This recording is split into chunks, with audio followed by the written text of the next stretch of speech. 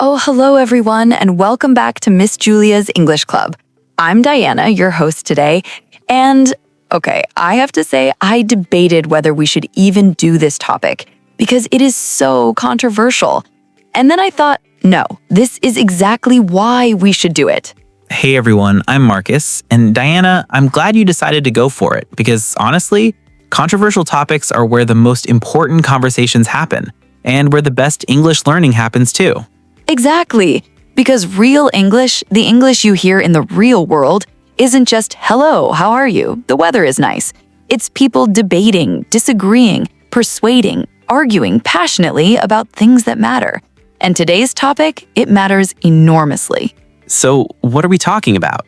Today, we are diving into the topic of immigration, specifically the global conversation around migration that is dominating politics, news, and dinner table arguments in countries all over the world right now.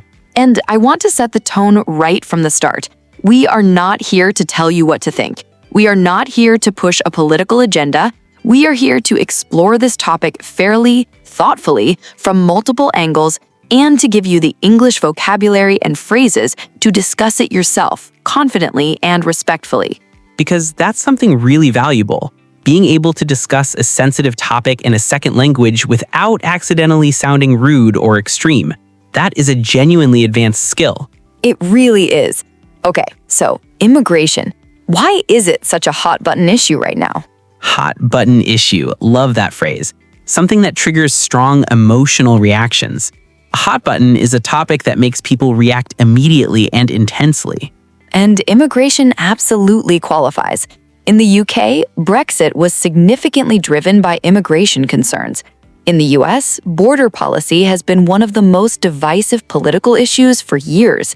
In Germany, France, Italy, Sweden, governments have fallen partly over this debate.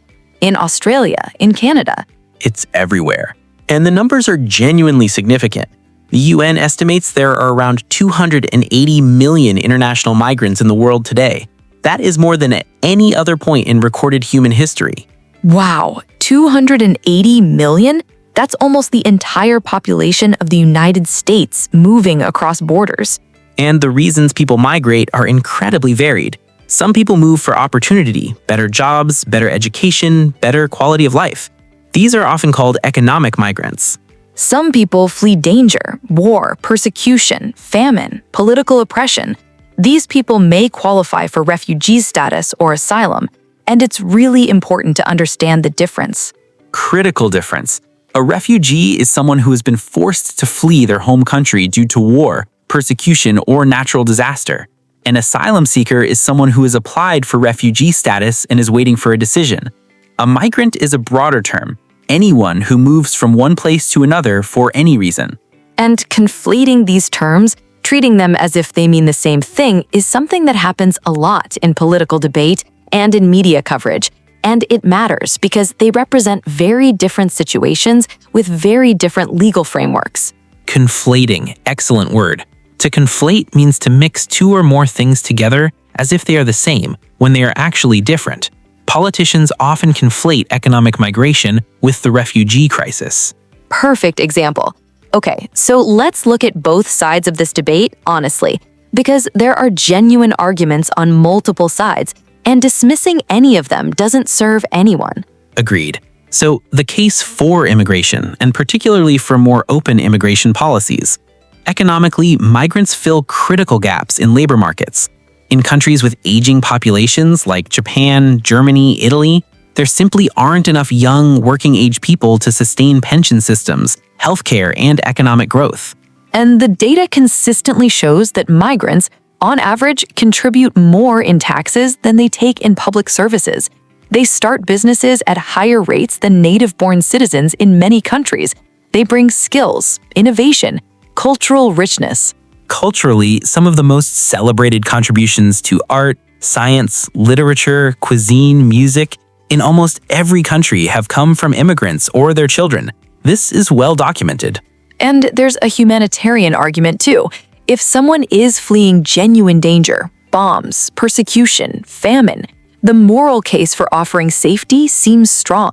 The 1951 Refugee Convention, an international legal agreement, established that countries have obligations to protect people fleeing persecution. Obligations, legal or moral duties that must be fulfilled. Countries have obligations under international law. Now, the arguments that people raise on the other side, and I want to be clear, some of these are legitimate and reasonable, even if they're sometimes expressed in ways that aren't. Right, so concerns about pressure on public services, housing, schools, hospitals, particularly in areas that receive large numbers of migrants quickly, can face genuine strain. That's a real, measurable thing. Concerns about integration. When communities change rapidly, there can be social friction, cultural misunderstandings, tensions around values, language barriers. These are real challenges that require real policy responses. And there are concerns about border security and sovereignty. The idea that a country has the right to control who enters its territory, that's not inherently extreme. That's a principle most countries operate on. And concerns about the strain on source countries too, something called brain drain. When the most educated, skilled people leave developing countries for richer ones, those developing countries lose the very people they need most. Brain drain, a really powerful concept. The emigration of highly skilled or educated people from one country to another, leaving the source country worse off. And what I find interesting is almost nobody in serious policy debate is arguing for completely open borders or for completely closed borders. The real debate is about where to draw the line, how to manage migration, how to integrate newcomers effectively, how to address the root causes that drive people to migrate in the first place. And the root causes conversation is so important, because if someone is fleeing poverty caused partly by economic policies in wealthy countries, or fleeing a climate disaster made worse by emissions from wealthy countries, there's a deeper ethical question about responsibility. Responsibility and complicity. Complicity means being involved in or partly responsible for something negative. Some argue that wealthy nations bear a degree of complicity in the conditions that drive migration. Heavy word, but an important one for C1 and C2 learners to have in their vocabulary. Absolutely. Okay, I love how this conversation has shown that this topic is genuinely complex. Not black and white, not goodies and baddies, just complicated human realities that require careful, nuanced thinking. And careful, nuanced language, which is exactly what we've been practicing today. Yes, vocabulary time, because we have covered some exceptional language today. Starting with hot button issue, a topic that triggers strong, immediate emotional reactions. Economic migrant, someone who moves to another country primarily for better economic opportunities. Refugee versus asylum seeker versus migrant. 3 distinct terms with different legal meanings. Know the difference. To conflate, to treat 2 different things as if they are the same. Obligations, legal or moral duties that must be fulfilled. Brain drain, the emigration of highly skilled or educated people from one country to another, leaving the source country worse off. Complicity, being partly responsible for or involved in something negative. And sovereignty, the full right and power of a country to govern itself without interference from outside. That is a remarkable set of words, really genuinely useful for discussing politics, society, global affairs, in any context, in any exam. Today's comment challenge, and this one is really important. I want you to try to present both sides. Write, what do you think is the strongest argument for more open immigration?